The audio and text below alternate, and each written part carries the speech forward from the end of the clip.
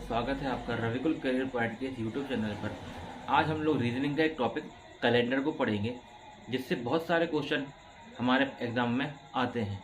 तो सबसे पहले बेसिक बात, हर देश का अपना एक कैलेंडर होता है। जैसे कि भारत का अपना कैलेंडर शक कैलेंडर है, बट इंटरनेशनल लेवल पे एक रूप तो दिखाने के लिए हम सब ग्रेगोरियन कैलेंडर या इंग्लिश कैलेंडर का प्रयोग करते हैं, जिसमें जनवरी फरवरी आते हैं। तो आइए देखते हैं उसकी कुछ बेसिक सी जानकारी। हम सबको पता है कि हम जो कैलेंडर यूज़ करते हैं उसमें जनवरी फरवरी मार्च अप्रैल ये महीने होते हैं। हफ्ते में 7 दिन होते हैं। इसके अलावा जब वर्ष की बात करते हैं तो एक साधारण वर्ष में 365 दिन होते हैं। इनको 365 दिन या 52 सप्ताह और 1 दिन ऐसे भी कहा जा सकता है। यदि साधारण वर्ष में 365 दिन होते हैं या 52 सप्ताह 1 दिन। इसी प्रकार अधिवर्ष या लीप ईयर में 366 दिन या कहें 52 सप्ताह और 1 दिन होता है। अभी पता करें कि कौन सा साधारण वर्ष है और कौन सा लीप वर्ष है। वैसे तो हम सबको ये पता होता है कि हर 4 साल में एक लीप वर्ष आता है, जिसमें 29 फरवरी होती है। फिर भी क्वेश्चन करते समय कैसे पहचाने कि कोई साल लीप वर्ष है या नहीं, तो उसको पहचानने के लिए क्या है कि दिए गए वर्ष को, जो भी हमें वर्ष दिया गया है, उसमें हम 4 से भाग देते हैं। यदि भाग पूरा चला जाए अर्थात शेषफल कितना बचे 0, तो दिया गया वर्ष लीप वर्ष होगा। एग्जाम्पल देखते हैं। मैंने कहा 2014, हमने 2014 को 4 से भाग दिया तो शेषफल बचा हमारा 2। ये 2014 में लीप वर्ष नहीं होगा। हम 1992 1992 तो हमने इसको 4 से भाग दिया तो शेषफल बचेगा 0, अर्थात ये पूरा डिवाइड हो जाएगा। हम सबको पता है कि 4 से विभाजितता को कैसे देखा जाता है, तो आखिरी के 2 संख्याओं में 4 से भाग दो। यदि भाग पूरा चला जाए तो वह पूरी संख्या भी 4 से कटती है। तो इसी आधार पे अगर हम इसको काटेंगे 92 को, तो 4 दूनी 8 बचेगा 1, तो ये हो जाएगा 12 और 4 दिया 12, अर्थात ये पूरा कट गया। तो जो वर्ष पूरा कट जाए 4 से वह लीप वर्ष होगा। उसके अलावा सारे साधारण वर्ष होंगे। लेकिन अगर हम शताब्दी वर्षों की बात करें, शताब्दी वर्ष क्या होते हैं? जिनके लास्ट में 2 जीरो आते हैं। जैसे कि हमने कहा 1900,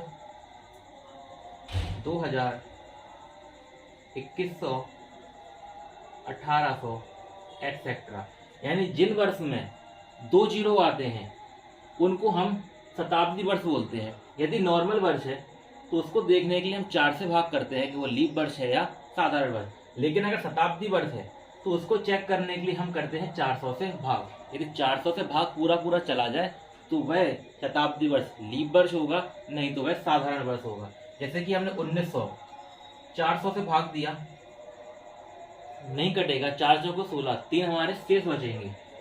2000 को भाग दिया 400 से, तो कितनी बार चला गया? 4 पंचे 20, यानी ये 500 बार चला जाएगा। तो यानी 2000 हमारा लीप वर्ष होगा, 1900 हमारा लीप वर्ष नहीं होगा। इसी प्रकार 2100 को हम 400 से भाग देंगे तो यह पूरा नहीं कटेगा। 1800 को भी 400 से भाग देंगे तो यह पूरा नहीं कटेगा। यानी कि जो साल 4 से पूरा कट जाए वह लीप वर्ष होगा, नहीं तो वह शताब्दी वर्ष साधारण वर्ष होगा। आप लोग चेक करके बताइए, क्या 1600 लीप वर्ष है या साधारण वर्ष है? तो अगर 1600 को हम 400 से भाग देंगे तो यह पूरा कट जाएगा। अगर हम 1600 को भाग देंगे 400 से पूरा कट जाएगा, अर्थात 1600 भी क्या होगा? हमारा लीप वर्ष होगा। तो यह तो सिंपल पहचान होगी कि एग्जाम में हम कैसे पहचानें कि कोई वर्ष लीप वर्ष है या साधारण वर्ष है। अब बात करते हैं कि कैलेंडर के क्वेश्चनों को करना कैसे है। तो कैलेंडर को क्वेश्चन को करने के लिए हम निकालते हैं, सबसे पहले विषम दिन देखते हैं। विषम दिन क्या होते हैं?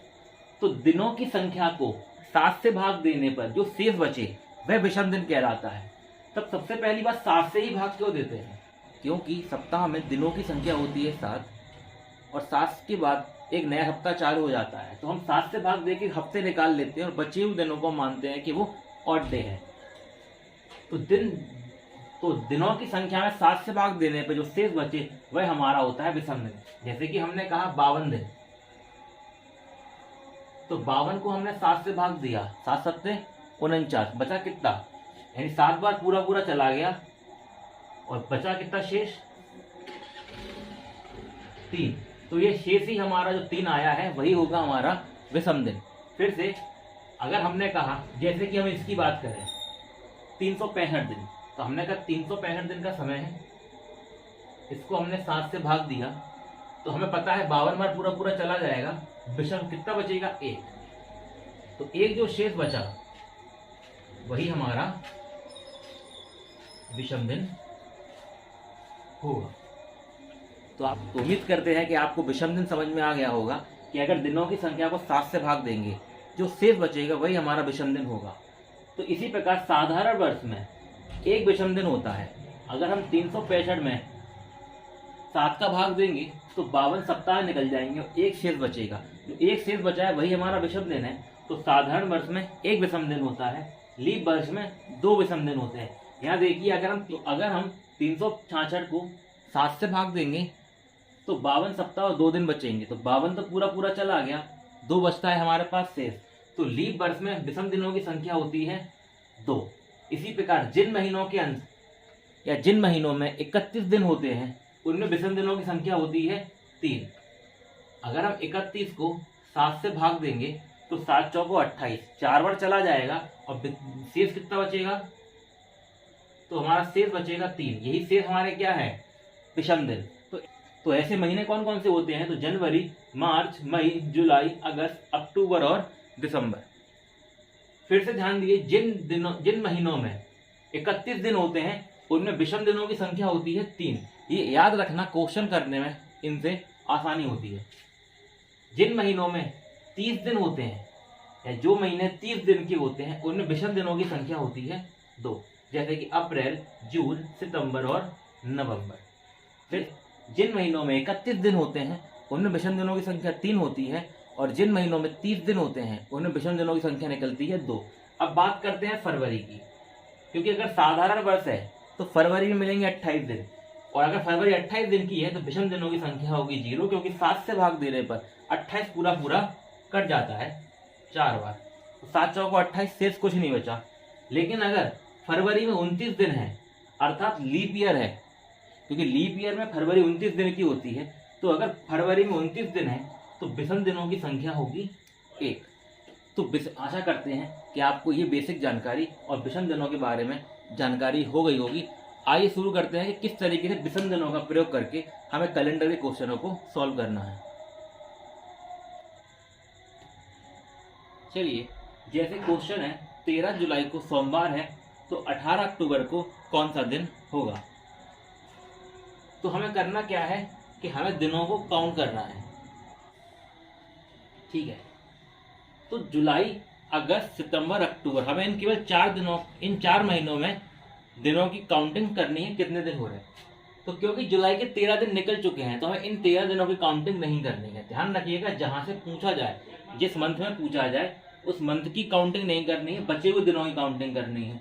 और जिस मंथ तक का पूछा जा रहा है केवल उतने दिनों की काउंटिंग करनी है। 18 अक्टूबर के बाद से दिनों से मतलब नहीं है और 13 जुलाई के पहले के दिनों से मतलब नहीं है।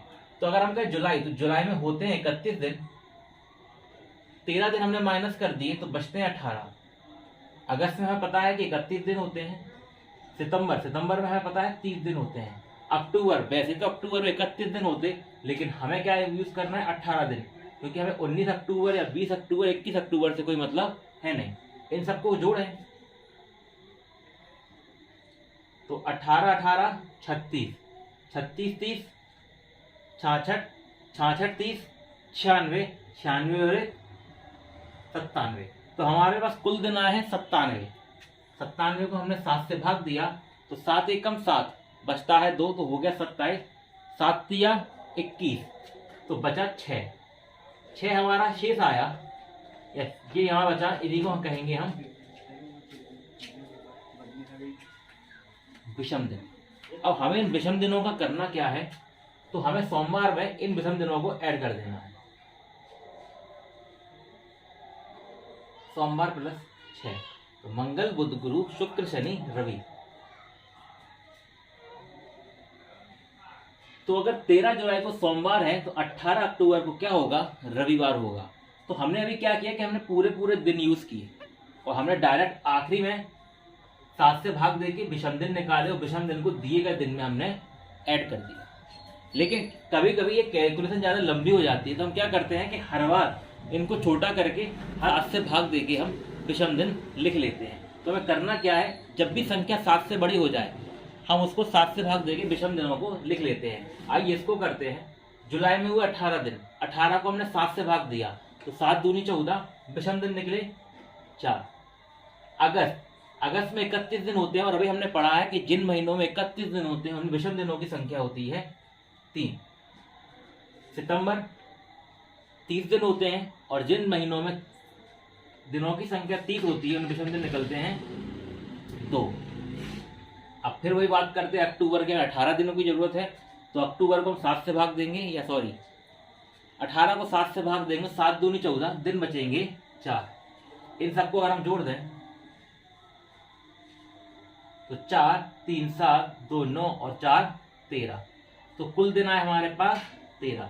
13 को दिया हमने 7 से भाग, 7 एकम 7 और दिन बचे 6।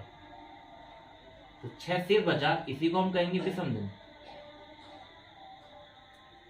और वही करेंगे कि सोमवार में इन विषम दिनों को ऐड कर देंगे और हमारा जो आंसर है वो निकल आएगा।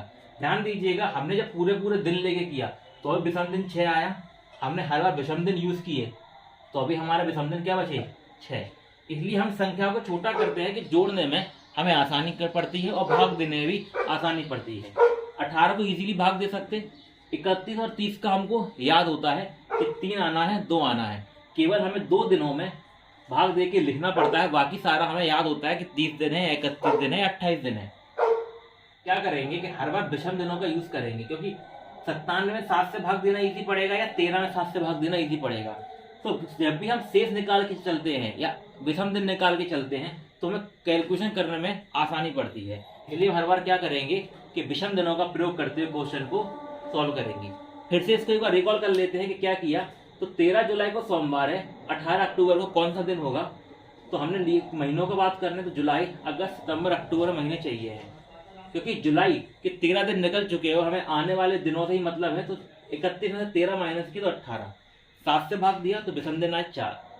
अगस्त क्योंकि 31 दिन का होता है तो इनमें विषम दिनों की संख्या होगी 3। सितंबर में 30 दिन होते हैं, विषम दिनों की संख्या होगी 2। अक्टूबर में 18 दिन है। 18 दिन क्यों, क्योंकि हमें केवल 18 अक्टूबर तक ही जाना है, इसके आगे जाना नहीं है। तो विषम दिनों की संख्या हो गई 4। इन सबको जोड़ा तो आया 13, 7 से भाग दिया। हर बार जब भी संख्या 7 से बड़ी हो जाएगी तो हमें 7 से भाग देकर विषम दिन निकाल लेना है। दिए गए विषम दिनों को हम जो हमें दिन दिया है उसमें ऐड करेंगे और हमें हमारा आंसर मिल जाएगा। अगर आपकी कैलकुलेशन अच्छी है तो इन क्वेश्चनों को करने में आपको मुश्किल 10 से 15 सेकंड का समय लगेगा। आइए देखते हैं, अगले वीडियो में हम देखेंगे जब हमें साल दिए गए हों तो हम इन क्वेश्चनों को कैसे सॉल्व करेंगे। अगर आपको ये वीडियो अच्छी लगी है तो लाइक कीजिए और हमें चैनल को सब्सक्राइब कीजिए। धन्यवाद।